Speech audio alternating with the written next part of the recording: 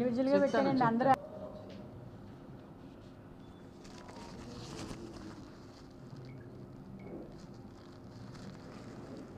ప్రస్తుతం అయితే ఒకసారి వస్తున్నారా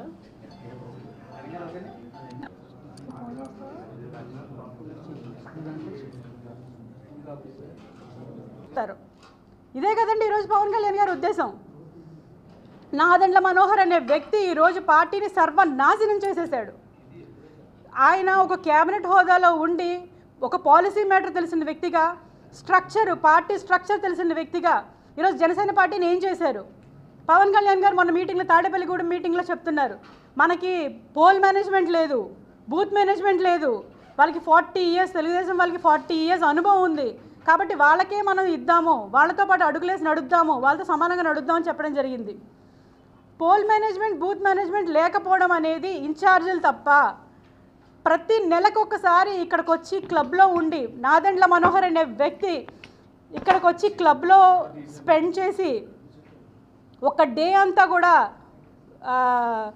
ఏదో మీటింగులు పెడుతున్నామని చెప్పేసి 3-4 రోజులు ఇక్కడే స్పెండ్ చేసి పోల్ మేనేజ్మెంట్ కానీ బూత్ మేనేజ్మెంట్ కానీ చేయకుండా ఏం చేస్తున్నారు?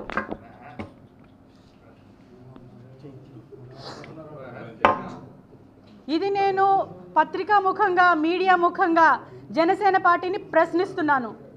ప్రశ్నించమని మా నాయకుడే నేర్పాడు. ఆయన స్ఫూర్తితోనే పవన్ కళ్యాణ్ గారి స్ఫూర్తితోనే ఈరోజు నేను ధైర్యంగా మాట్లాడుతున్నాను, ప్రశ్నిస్తున్నాను. ఈరోజు జనసేన పార్టీ ఏం చేస్తుంది?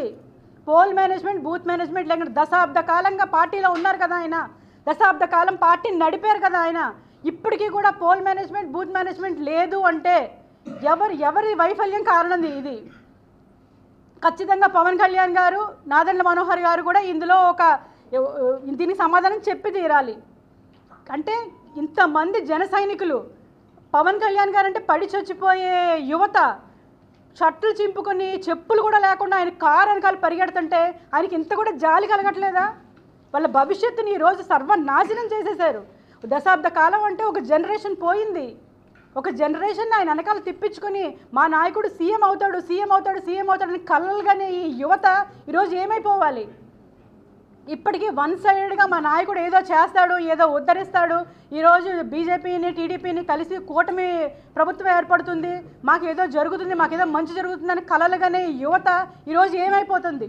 కలలుగాను అని స్టేజ్ల మీద ఊకదంపుడు ఉపన్యాసాలు ఇవ్వడమే కానీ యువతని ఈరోజు అడ్డంగా గాలికి వదిలేసిన పరిస్థితి, ఈరోజు వాళ్ళ భవిష్యత్తు నాశనం చేసిన పరిస్థితి ఈరోజు జనసేన పార్టీ చేస్తుంది. వీళ్ళంటికి చెలించి ఇంకా ఉండలేక, నాదెండ్ల మనోహర్ గారు చేస్తున్న అకృత్యాలు చూడలేక, పవన్ కళ్యాణ్ గారు చుట్టూ ఉన్నటువంటి మనుషులు, హరిప్రసాద్ గారు, రాజకీయ కార్యదర్శి హరిప్రసాద్ గారు, అదేవిధంగా చక్రవర్తి, అదేవిధంగా కేకే, వీళ్ళందరూ మనుషుల్ని ఇలా దగ్గరికి రానివ్వరు. పవన్ కళ్యాణ్ గారి దగ్గరికి ఏదైనా చెప్దామన్నా, ఏదైనా చేద్దామన్నా సరే ఈరోజు పరిస్థితి లేదు. అక్కడ ఎంతసేపు ఒక క్వార్టరీ ఒకటి మెయింటైన్ చేస్తారు, ఒక కాపు క్వార్టరీ మెయింటైన్ చేస్తారు. ఆ క్వార్టరీ దాటి ఇంకొక సామాన్య మానవుడు ఎవ్వరు కూడా వెళ్ళలేని పరిస్థితి. ఈరోజు అక్కడ ఇప్పుడు ఇంతమందికి టికెట్లు లేవు, సరే నాకు టికెట్ లేదని నాకు బాధ కాదు, అట్లీస్ట్ పిలిచి అమ్మ టికెట్ ఇవ్వలేకపోతున్నాం, దశాబ్ద కాలం వెయిట్ చేయండి, లేదా 2 దశాబ్దాలు వెయిట్ చేయండి, నేను మీకు ఉన్నాను, మనం కలిసి పనిచేద్దామని ఒక్క మాట అనని వ్యక్తి.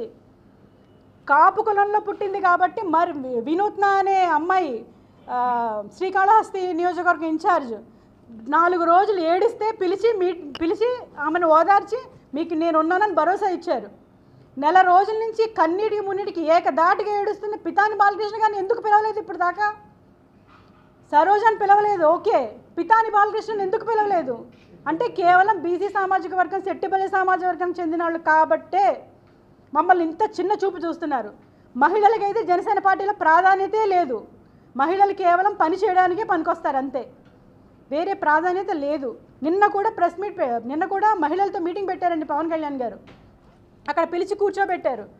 ఏంటి అంటే రాబోయే 2029 ఎలక్షన్లో మీకు 1/3 సీట్స్ వస్తాయి, అప్పుడు మీకు నేను ఇస్తాను అని చెప్తున్నారు. మరి జనసేన పార్టీకే 1/3 సీట్స్ వస్తాయా, మరి మిగతా అన్ని పార్టీలకు కూడా వస్తాయో నాకు అర్థం కాలేదు మరి ఆయన చెప్తుంటే. అక్కడ కూర్చోబెట్టి మీలో మీరు మాట్లాడుకోండి, మీకున్న సమస్యలు తేల్చుకుని ఒక నోట్ రాసి నాకు ఇవ్వండి, నేను దానికి రెస్పాండ్ అవుతాను అని చెప్తున్నారు అని చెప్పి అక్కడి నుంచి వెళ్ళిపోయారు.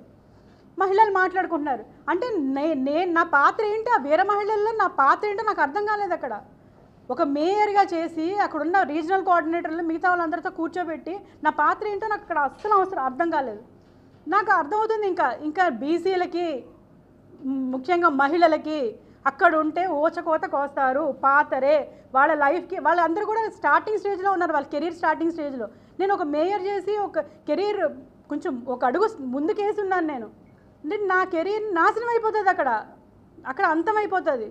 జనసేన పార్టీ అనేది ఒక రెసిడెన్షియల్ కాలేజ్ అండి. అది అటెండెన్స్లు వేసుకోవడము, సెల్లలు బయట పెట్టి మీటింగులకి వెళ్ళడము, ఒక కార్పొరేట్ ఆఫీస్ లాగా మెయింటైన్ చేస్తారు దాన్ని. ఇలాంటి పార్టీకి నేను ఇవాళ రిజిగ్నేషన్ ఇవ్వాలని మేమిద్దరం కూడా నేను నా భర్త కూడా ఎప్పుడు అనుకోలేదండి. పవన్ కళ్యాణ్ గారిని వదిలేస్తాను అని నేను ఎప్పుడు అనుకోలేదు. అందుకే నేను ఆ బాధ చెప్పలేకపోయాను, అంతే అండి. ఈరోజు నేను నా ప్రాథమిక సభ్యత్వానికి కానీ మా వారి ప్రాథమిక సభ్యత్వానికి కానీ నా జనసేన పార్టీ రాష్ట్ర కార్యదర్శిగా కానీ నేను ఈరోజు రిజిగ్నేషన్ చేస్తున్నాను. మీ ముఖంగా పత్రికా ముఖంగా ఈరోజు ఆ విషయం తెలియజేయడానికి ఈరోజు ప్రెస్ మీట్ ఏర్పాటు చేయడం జరిగింది. దయచేసి నేను అందరినీ కోరుకునేది ఒకటే, శెట్టి బలిజలు మరి ఇప్పటికైనా కళ్ళు తెరిచి మనకి రాజ్యాధికారం కావాలి అనుకుంటే మనం ఎమ్మెల్యేలు అవ్వాలి, మనం మినిస్టర్లు అవ్వాలి, మనం ఎంపీలు అవ్వాలి. అంతేగాని ఎవరికో ఎప్పుడు ఊడిగం చేస్తూనే కూర్చుంటే ఇంకా మాకు రాజ్యాధికారం అవసరం లేదా, ఇంకా ఇవ్వరా మాకు రాజ్యాధికారం.